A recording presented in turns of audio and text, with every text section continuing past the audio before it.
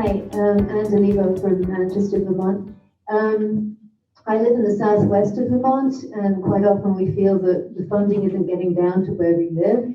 And I'd like to see, I'm wondering about whether TCI is including rail networks.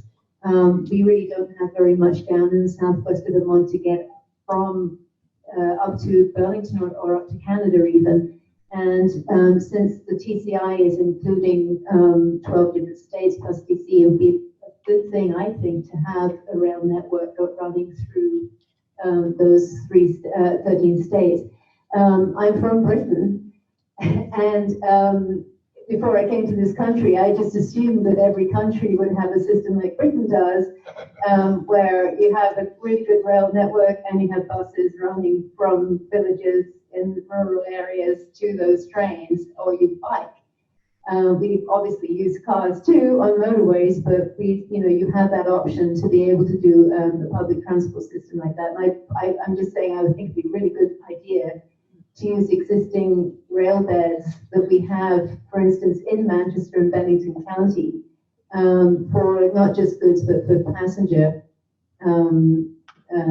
as well. I'm wondering if that is part of TCI.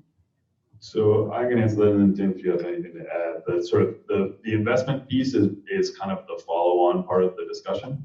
So the setting up the structure so that the program works and exists is the kind of first step. At the same time, obviously, we want to be having discussion about what the potential opportunities for investment are. But as Senator Ash said in sort of the draft bill, the idea is that we put sort of requirements around how those investments proceed, but they're not going to be laid out at the forefront. So I would encourage you to keep raising these issues as you move forward and as TCI moves forward, because that's really where when that conversation is going to be more robust, because the program's not going to be launching for another 2 years effectively. There will be some time for that conversation to happen before revenue comes in. Yeah, and the interconnectedness of all this, we have an existing rail budget, and for the last number of years, it's really been thought of as a way to move freight from place to place. But as Amtrak service gets closer and closer to being up to Burlington, people are starting to realize that passengers have been sort of neglected in this thought. So we'll want to make sure that we're dovetailing the TCI agreement with not only the investments it creates, but how it relates to the existing budgetary spending. Our rail spending every year is many tens of millions of dollars, but it hasn't produced the kind of rider benefits that you're describing. One other thing about the draft language I mentioned, and it isn't explicit, it's implicit, is that it suggested that we would put the money in a fund, and then that money would be appropriated through the legislative process on an annual basis as those funds are there. That's a choice.